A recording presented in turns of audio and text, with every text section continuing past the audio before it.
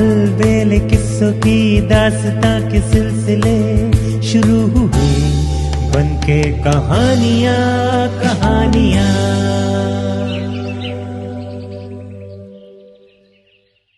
आइए सुनते हैं आज की कहानी पंडित और चोर। बहुत दिनों पहले की बात है। कलिंग देश में एक राजा थे। उनका नाम था इंद्रजीत। राजा इंद्रजीत गुणी लोगों का बहुत सम्मान करते थे, उनके प्रति श्रद्धा प्रकट करते थे। एक दिन राजा इंद्रजीत अपनी राजसभा में बैठे हुए थे। मंत्री दरबारी सभी वहां उपस्थित थे। राज्य से संबंधित नाना विषयों पर चर्चा हो रही थी। उसी समय एक प्रौढ़ व्यक्ति राज दरबार में उपस्थित हुआ। उसने प्रहरी से कहा, मैं महामान राजा से भेंट करना चाहता हूं। प्रहरी ने प्रौढ़ को अच्छी तरह देखा। देखकर उसे लगा कि वे कोई पंडित व्यक्ति हैं। उसने उनसे कहा, आप यहीं प्रतीक्षा कीजिए, मैं राजा को खबर देता हूं। ये कहकर प्रहरी राजसभा की ओर अग्रसर हुआ। दूर खड़े रहने के बावजूद राजा इंद्रजीत ने उस प्रौढ़ को देख लिया था। उन्होंने इशारे से प्रहरी से कहा कि वो उस व्यक्ति को लेकर आए। प्रहरी ससम्मान उस व्यक्ति को राजसभा में लेकर आया। राजा इंद्रजीत ने उन्हें आसन ग्रहण करने को कहा, फिर उनका परिचय पूछा। प्रौढ़ व्यक्ति ने आसन ग्रहण करने के बाद कहा, महामना, मैं बांग्लादेश से आया हूं। मैं आपके समक्ष कुछ धार्मिक चर्चा करना चाहता हूं। राजा ने कुछ देर तक अतिथि के चेहरे की ओर देखा, फिर अपने अनुभव से उन्होंने समझ लिया यह आदमी पंडित व्यक्ति है। सविनय उन्होंने पूछा, महामान्य, अतिथि का नाम क्या है? अतिथि ने कहा, चित्रसेन। चित्रसेन के रहने एवं भोजन आदि की व्यवस्था हुई।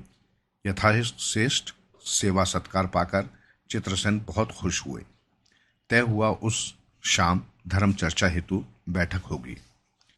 चर्चा में ही राजा इंद्रजीत बहुत प्रसन्न हुए।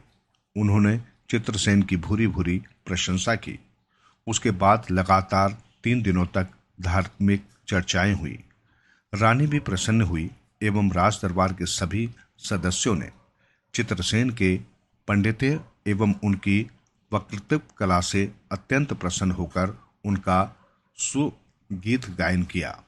राजा के अनुरोध पर चित्रसेन और कुछ दिनों तक राजमहल में रहे। उसके बाद उनकी विदाई के उपलक्ष्य में उनके अभिनंदन का आयोजन किया गया। पंडित चित्रसेन को राजा ने स्वयं माला आदि से आभूषित करके 1000 स्वर्ण मुद्राएं प्रदान की और कहा, गुणीजनों के सम्मान की रक्षा करना राजा का कर्तव्य है। मैंने कर्तव्य पालन करने का थोड़ा बहुत प्रयास किया है। आपसे अनुरोध है कि आप अपने ज्ञान और पांडित्य द्वारा देश का कल्याण करें। राजा से विदा लेकर पंडित चित्रसेन ने अपने राज्य की ओर प्रस्थान किया। कलिंग देश से बांग्लादेश की दूरी बहुत है। उन दिनों सामान्य जनों के लिए पैदल चलने के सिवा कोई दूसरा विकल्प नहीं था। इसलिए चित्रसेन पैदल ही अपने देश की ओर चले। चलते चलते शाम हो गई तो वे एक धर्मशाला में पहुंचे। धर्मशाला छोटा था, कमरे कम थे। एक एक कमरे में पहले से 8-9 लोग जैसे तैसे बैठे हुए थे। चित्रसेन भोजन करने के बाद कमरे में गए एवं किसी से कुछ न कहकर एक कोने में चटाई बिछाकर सो गए।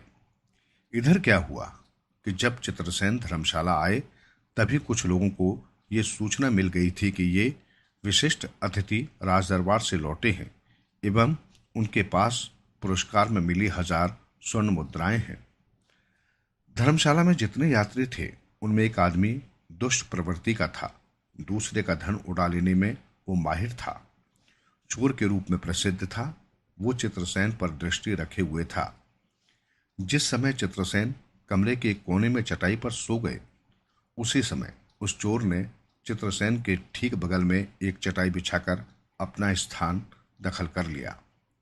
रात गहरी हो गई, सब सो गए थे, लेकिन उस चोर की आंखों में नींद नहीं थी। वो सोने का नाटक कर अपनी चटाई पर लेटा हुआ था। स्वर्ण मुद्राएं चोरी करने के लिए उचित समय का वो इंतजार कर रहा था। चित्रसेन घनघोर निद्रा में थे। उनकी नाक बज रही थी। चोर उठकर बैठ गया। उसने सोचा यही मौका है। उसने चित्रसेन के सिर के नीचे तकिए को टटोलना शुरू कर दिया। वहां उसे कुछ नहीं मिला। कहाँ है मुद्राओं की थैली? वो अच्छी तरह जानता था कि उसके पास 1000 स्वर्ण मुद्राएं हैं। वो समझ नहीं पा रहा था कि स्वर्ण मुद्राएं गई कहाँ। रात भर जागकर उसने चित्रसेन के शरीर का अत्यंत सूक्ष्म निरीक्षण किया। कमर में भी कुछ नहीं। वे खुली देह सो रहे थे। उनकी कमीज की जेब भी खाली थी। उसे समझ नहीं आ रहा था कि चित्रसेन ने उतनी स्वर्ण मुद्राएं कहाँ रख दी हैं। उसने चित्रसेन के बिस्तर की चारों ओर से पड़ताल की, लेकिन स्वर्ण मुद्राएं उसे कहीं नहीं मिली। भोर हो गई। बाहर प्रकाश फैल गया। चित्रसेन की नींद टूट गई। उनकी नींद टूट गई है समझकर चोर ने सोने का नाटक किया। चित्रसेन उठकर बैठ गए, अपनी कमीज पहनी और उसके बाद बड़ी सावधानी से चोर के तकिए के नीचे से स्वर्ण मुद्राओं की थैली निकाल ली।